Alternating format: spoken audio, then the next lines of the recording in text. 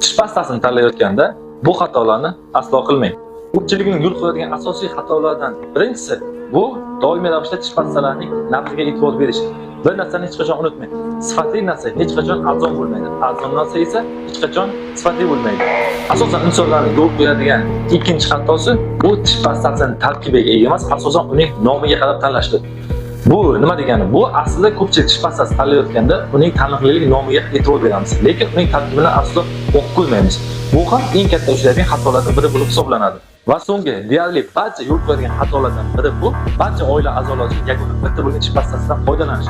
Bu juda ham noto'g'ri bo'lib hisoblanadi. Sababi oilada yosh boladan tortib yosh katta insonlarga ularning tishlari har xil bo'lib hisoblanadi. Shuning uchun mutaxassis bilan maslahatlashgan holda har bitta oila a'zosi uchun alohida tish pastasini tanlash bu eng yaxshi muqobil yechim bo'lib hisoblanadi.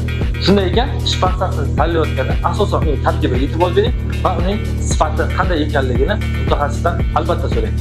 Shunday ekan, tish pastasi tanlashda qiynalmayotgan do'stingizga bu videoni jo'natib qo'ying va albatta saqlashni unutmang.